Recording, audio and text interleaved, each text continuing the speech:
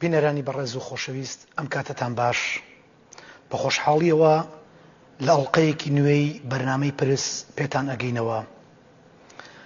بۆ ئەم ئەڵقەی بەرنامەکەمان تەوەرێکی گرنگ و تەوەرێکی پەیوەندیدار بە کایە کۆمەڵایەتی و ئینسانیەکانی کۆمەڵگەی ئێمەوە ئامادەمان کردووە. کۆمەڵگەی ئێمە، کۆمەڵگەی کوردستان وەکو بەشێک لە کۆمەڵگا خۆرەڵاتی ئیسلامیەکان هەمان کێشەگەلی بنیادی و سیاسی و کۆمەڵایەتی و کلتوری دەرگیرە هەروەکو هەموو کۆمەڵگاکانی دەوروبەر و ناوچەکەمان، بە تایبەتی کۆمەڵگا خۆرهەڵاتی ئیسلامیەکان، واتە لە بەشێکیدا لە هەندێک ڕووبەریدا هاوبەش و هاوتەری بە لەگەڵ ئەو کۆمەڵگایانە. بێگومان لە هەندێک ڕووبەر و کایی کۆمەڵایەتی کولتوری فەرهەنگیدا جیاوازی و تایبەتمەندی خۆی هەیە کۆمەڵگای ئێمە، بەڵام دوجار بە بەشێکی زۆری هاوبەشی و هاوتەریبی هەیە لەگەڵ کۆمەڵگەکانی دیکەی دەوروبەرمان. ئێمە لەم بەرنامەیەدا باس لە تێزەکان و ئایدیاکانی فەیلسوفێک و زانایەک و مفەکرێکی گەورەی جیهانی ئیسلامی و عەرەبی باس دەکەین و گفتوگۆی لێوە دەکەین و قسان لەبارەوە دەکەین کە ئەویش دکتۆر محەممەد ئەرکوونە. دکتۆر محەممەد ئەرکوون بە یەکێک لە زانە گەورە و بیرمەندە درەوشاوەکانی مێژووی فکر و مێژووی ڕەخنەکردن و مێژووی ئەکادیمیای جیهانی عەرەبی و ئیسلامیدا دەنرێت. دکتۆر محەممەد ئەرکوون بە پاشخانێکی کەمینەیەکی زمانی لە وڵاتی جەزائیرەوە دوجار بە پرۆسەی دوورودرێژی ئەکادیمی و زانستی خۆیدا تێپەڕ دەبێ و دەنگدانەوەی لە نێو کایە و ناوەندە ڕۆشنبیری و زانستی و ئەکادیمیەکانی فەڕەنسا و ئەوروپادا بەردەوامی دەبێت. دکتۆر محەممەد ئەرکوون خاوەنی پرۆژەیەکی فراوانی گشتگیر وەقوڵ و ڕەخنەکار لە پەیوەند بە جیهانی عەرەبی و ئیسلامیەوە، لە پەیوەند بە گوتاری ئاینی و بە مێژووی فکری ئیسلامیەوە. ئێمە لەم بەرنامەیەدا هەوڵ دەدەین لەسەر ڕەهەندە جیاوازەکانی ئەم پرۆژە فکریە و تێز و ئایدیاکانی دکتۆر محەممەد ئەرکوون قسە بکەین. بۆ ئەم مەبەستە میوانداری بۆ ئەم بەمەستە و گفتوگۆکردن لەم بارەیەوە میوانداری دەکەین لە بەڕێز دکتۆر نەوزاد ئەحمەد ئەسوەد، مامۆسای زانکۆ و نووسەر و وەرگێڕ و هەروەها وەرگێڕی چەندین کتێب و وتاری دکتۆر محەممەد ئەرکوونە. دکتۆر بەخێر بیت و خۆشحاڵین بە ئامادەبوونت لەم ئەڵقەی بەرنامەکەماندا. سپاس مامۆستا ئەحمەد، تەربژیت، سپاستانەکەم. بەڕێزی سپاس. دکتۆر گیان، وەکو لە سەرەتای بەرنامەکەیە ئاماژەم پێکرد، ئێمە وەکو کۆمەڵگای کوردستان هاوبەشی و ئەتوانین بڵێم هاوتەریبیەکی زۆرمان هەیە بە کۆمەڵگاکانی دەوروبەرمان و کۆمەڵگاکانی ئەوەی کە ناو دەبرێت عەرەبی ئیسلامی یا جیهانی عەرەبی ئیسلامی لە ئاست گەلی جیاوازدا. و بۆ ئەم مەبەستە ئایا خوێندنەوەی ئەرکوون و ئاشنابوون و تێگەیشتن لە ئەرکوون تا چەند گرنگی هەیە بۆ کۆمەڵگای ئێمە و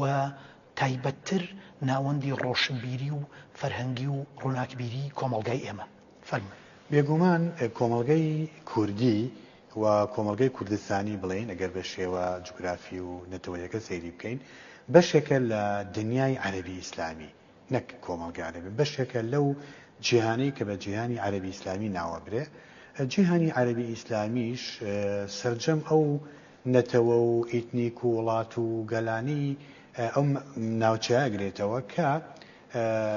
لە سەردەمی فتوحاتی ئیسلامیەوە تا سەدەی بڵێن 17 کە قەڵەمڕەوی ئیسلامی توانوێتی ناوچەیەکی ئێجگار بەرین و فراوان و گەورە بگرێتەوە لە زمنیێوانە تەوانم ناوچەی ئێمە، واتە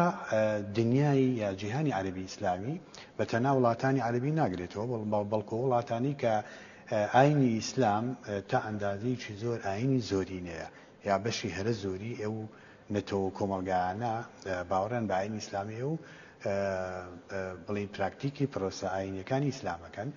جگە لە وڵاتانی عەرەبی بۆ نمونە ئێران و ئەفغانستان و تورکیا و تا ئاگاتە مالیزیا و نازانم زۆر وڵاتی تر ئەمانە هەر هەمووی ئەستە ناو جیهانی عەرەبی ئیسلامی و بێگومان لە زمنی ئەوانە کۆمەڵگەی کوردی یا ئەم ناوچەی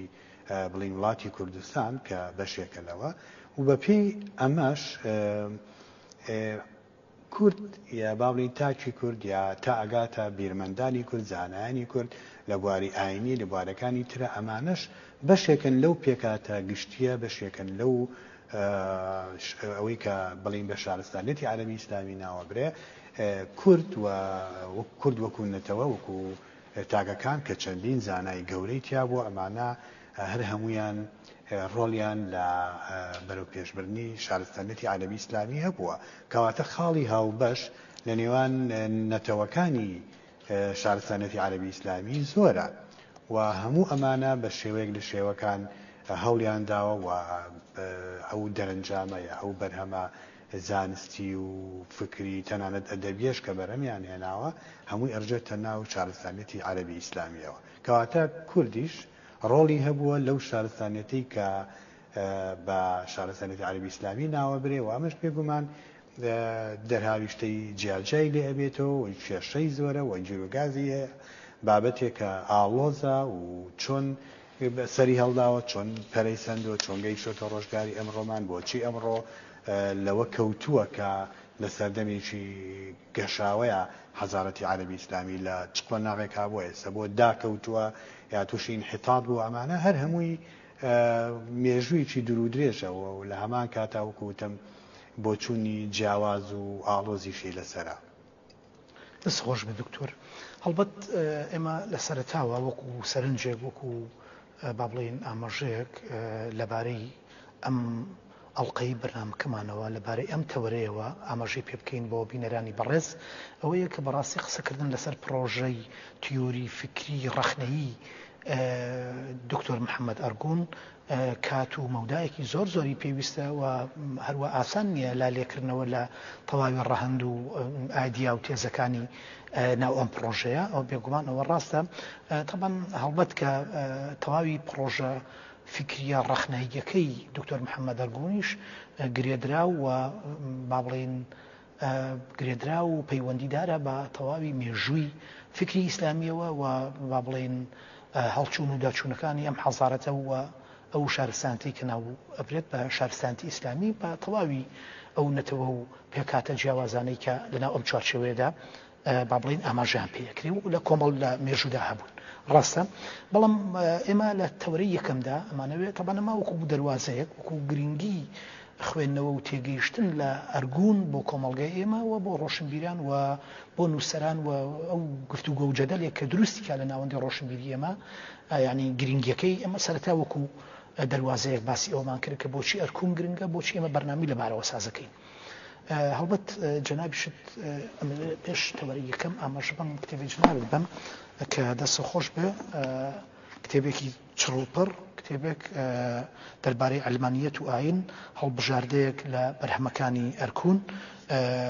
لە نووسینی دکتۆر محەممەد ئەرکون وەرگێڕانی دکتۆر نەوزاد ئەحمەد ئەسوەد کتێبەکانی ئەو کتێبانەی کە لەم با بڵێن بەرهەمەیە جێ بۆ کراوەتەوە لەلایەن دکتۆر نەوزاد ئەسوەدەوە وەرجێڕاون دکتۆر نەوزاد ئەحمەد ئەسوەدەوە طبعا تەرجەمەکردنی بۆ عەرەبی ئەم کتێبانە لەلایەن دکتۆر هاشم ساڵحەوە بووە و تەرجەمەکردنی لە عەرەبیەوە بۆ زمانی کوردی لەلایەن دکتۆر نەوزاد ئەحمەد ئەسوەدەوە بووە ئەوش ئەم بەرهەمانن عەلمانیەت و ئاین ئیسلام و عەلمانیەت ئیسلام و گلۆبالیزیشن یا بڵین گلۆبالیزم جیهانگەرایی ئاین و عەلمانیەت و کۆمەڵگای مەدەنی ئەم چوار پەرتووکەیە ئەم چوار کتێبە فکریە بە پێزەی دکتۆر محەممەد ئەرکونە لەگەڵ دوو پێشەکی و لەگەڵ چەند چاوپێکەوتنێکیش و هەروەها خوێندنەوەی با بڵین خوێندنەوەیەکیش بۆ هەندێک لە تێکستەکانی دکتۆر محەممەد ئەرکون لێرەیە دکتۆر نەوزاد ئێمە وەکو تەوەری یەکەم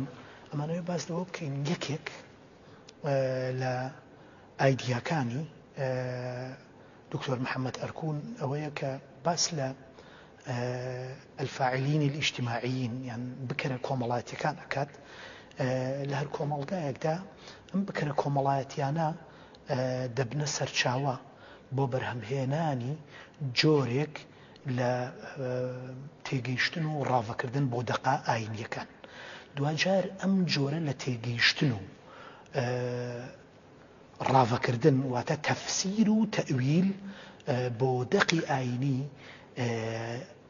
هەیمەنە دەکا یا هەژمون دەکا بەسەر بەشێکی زۆری کۆمەڵگادا و دەبێتە باوەڕی زۆرینەی خەڵک لەو کۆمەڵگایەدا لەو قۆناغەدا لەو قۆناغە مێژوویەدا و ئەمەش ناو دەبرێت بە ئیعتقاد. ئیتر لە دوای ئەمە تەبەن پرۆسەیەکی مێژوویە مێژووکردە و دواتر دەرەنجام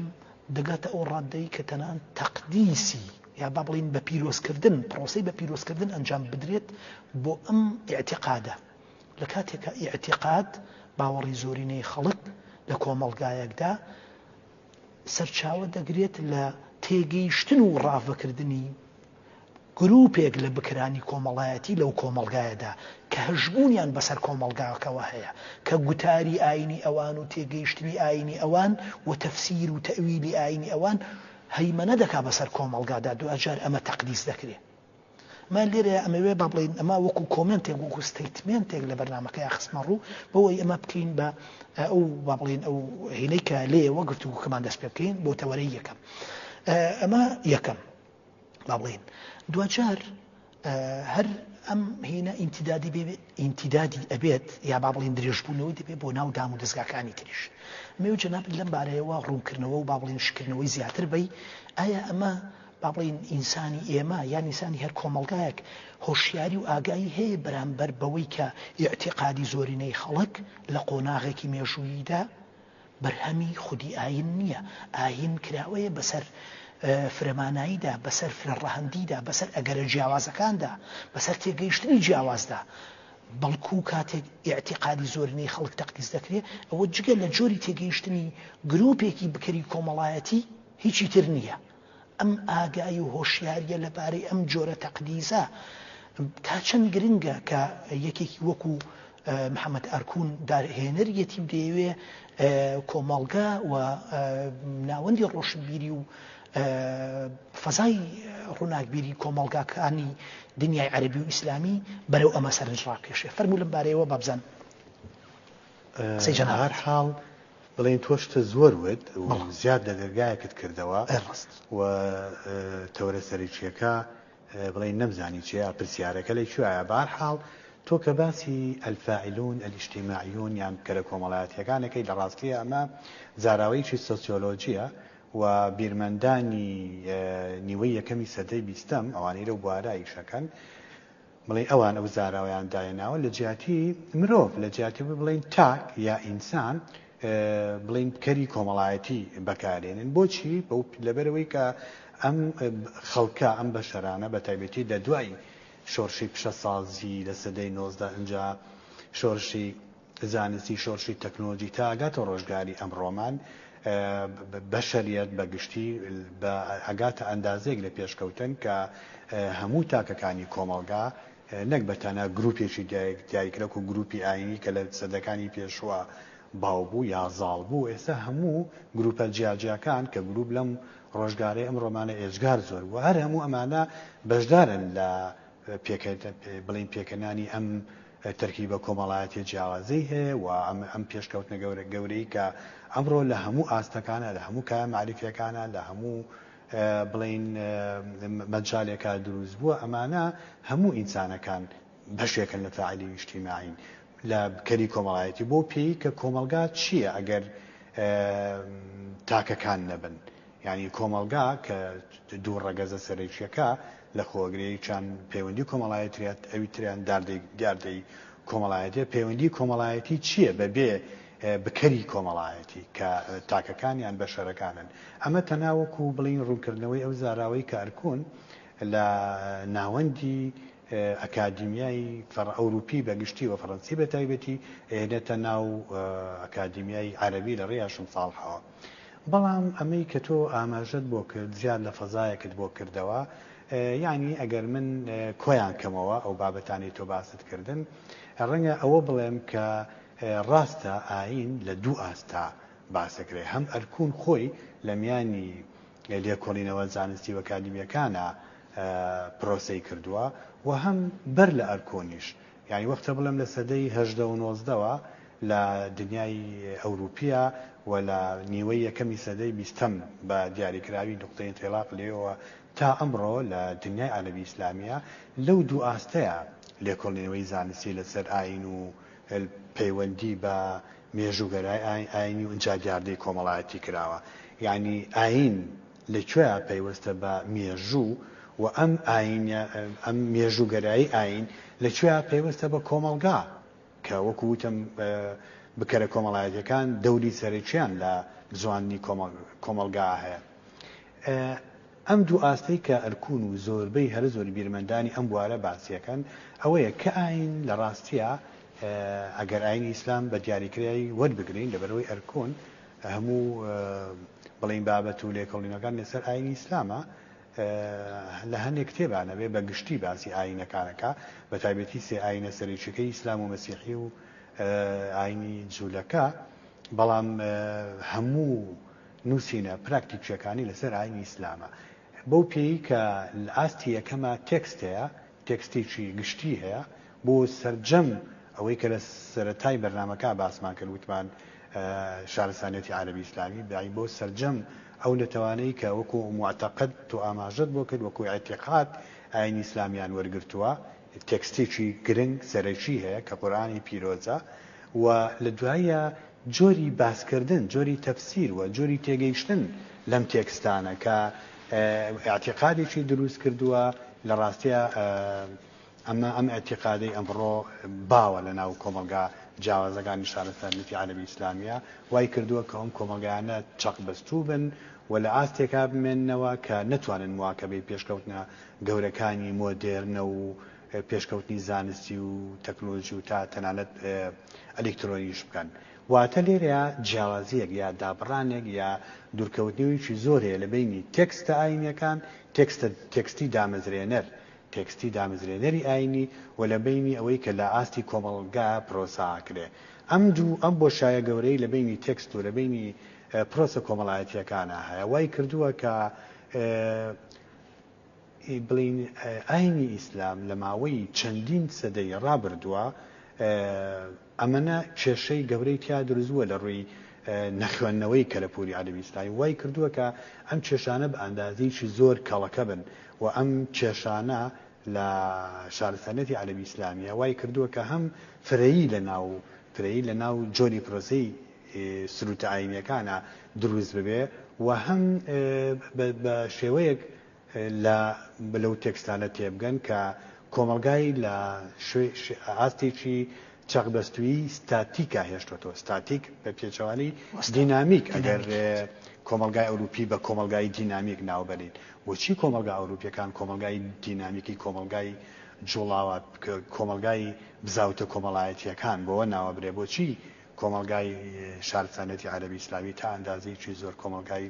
وەستا و بێجوڵە یا کۆمەلگای ستاتیکن ئەم بۆشاییە ئەم جیاوازەی لە بینی تێکست و لە بینی پرۆسە کۆمەڵایەتیەکانە تێکست بڵین تێکستی ئاینی یا تێکستی دامەزرێنەر کە بریتیە لە وەکووتم قورئانی پیرۆز فەرمودەکانی پێغەمبەر لەگەڵ تەفسیری جەلالین بە تایبەتی دوو تەفسیرە سەرەکیەکە یەکیان تەفسیری جەلالین ناوی تریان تەفسیری تەبەریە ئەمانە تا ئەندازەیەکی زۆر دەتوانین بڵین تێکستی دامەزرێنەرن کە ئەرکۆن خۆی بە تێکستی دامەزرێنەر باسییانەکە و زۆربەی لێکۆڵینەوەکانی لێکۆڵین زانستی و ئەکادیمیەکانی لەسەر ئەم سێ چەشنە تێکستەیە لە ئاینی ئیسلامە ئەمە لەبەر ئەوەی فەقیهەکانی حەزارەتی عەرەبی ئیسلامی بە جۆرێک ئەم تەفسیرانەیان کردووە و لە دوایە بە جۆرێک بڵاو بۆتەوە کە وەختە بڵێم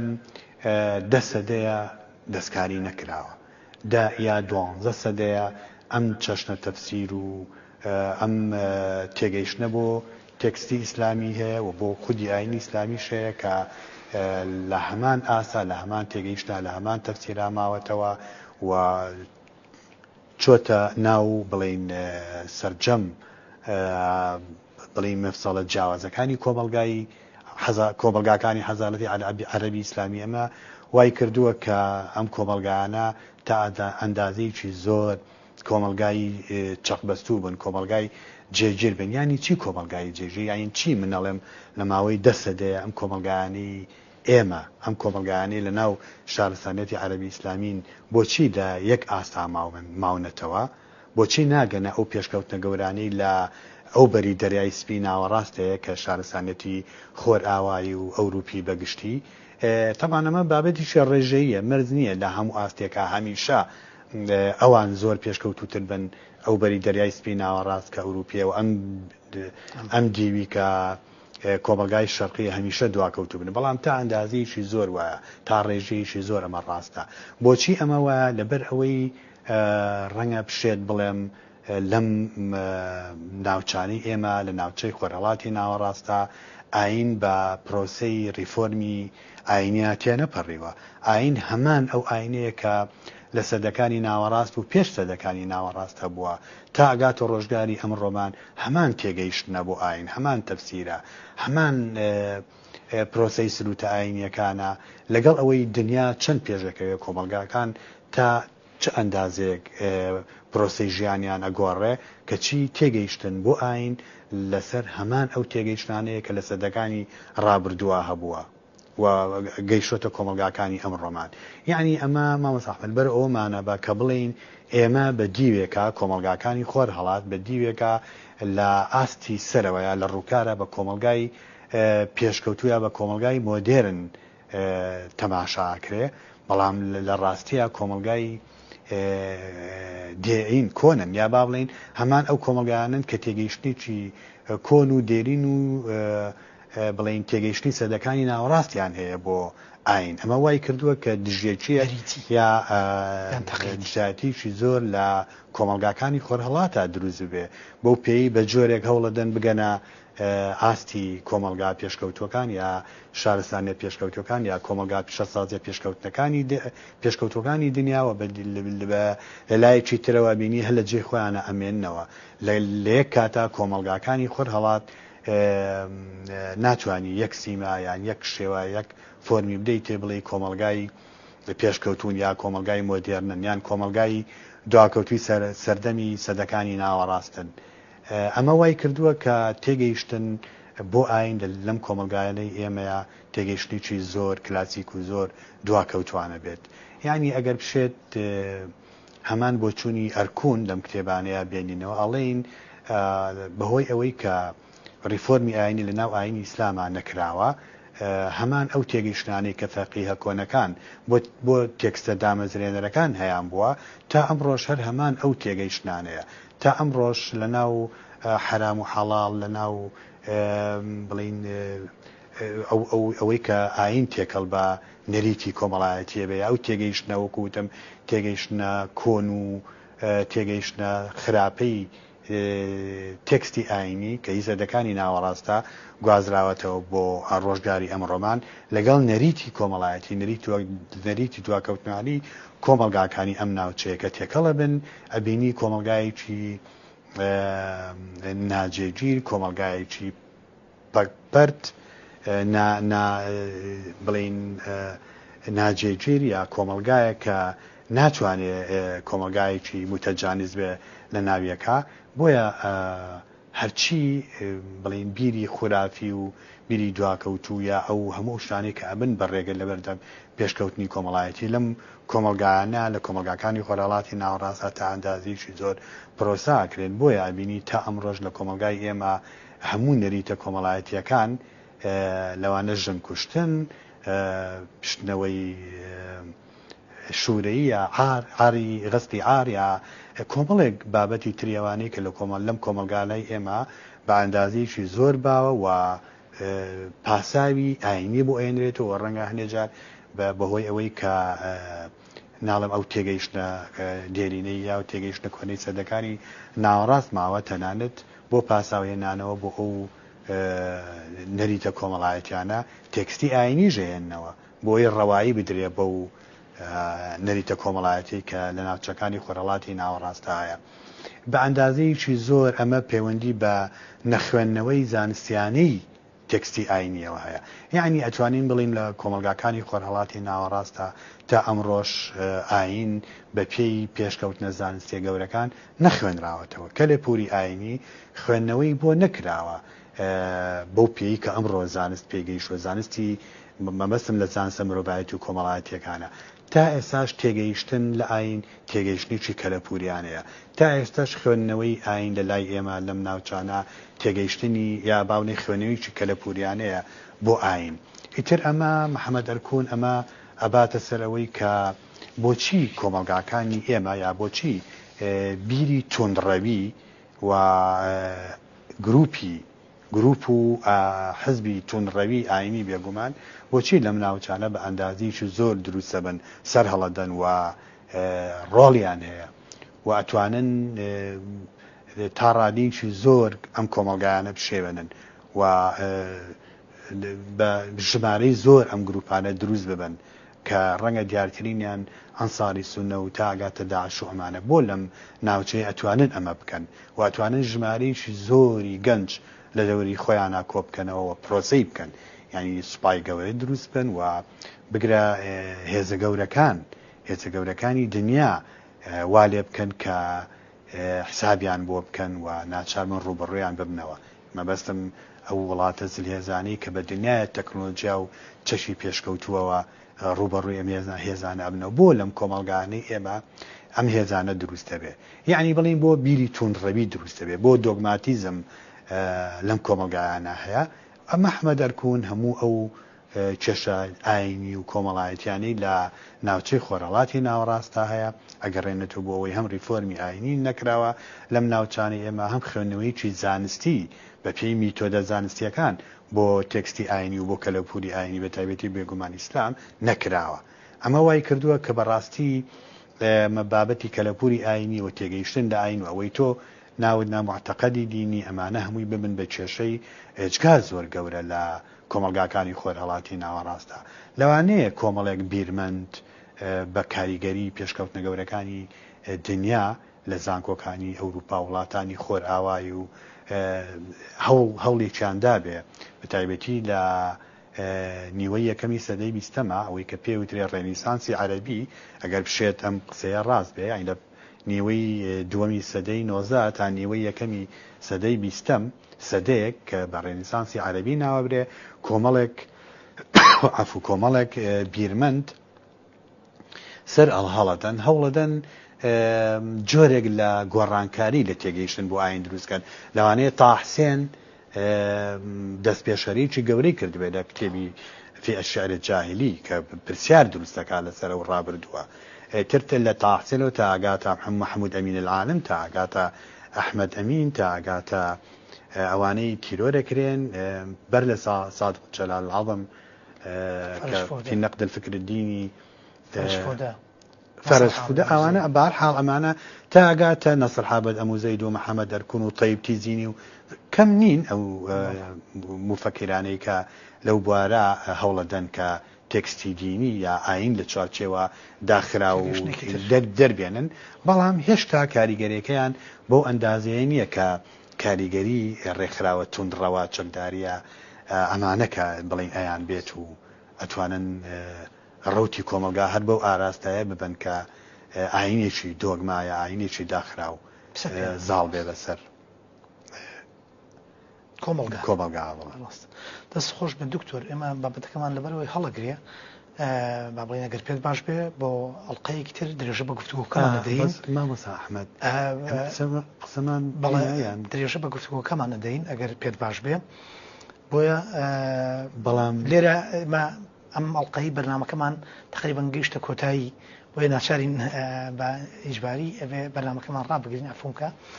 بینەرانی بەڕێز و خۆشەویست تا ئەڵقەیەکی تر کاتێکی شادمان و تەندروستان بۆ ئەخوازم. کاتێکی شاد.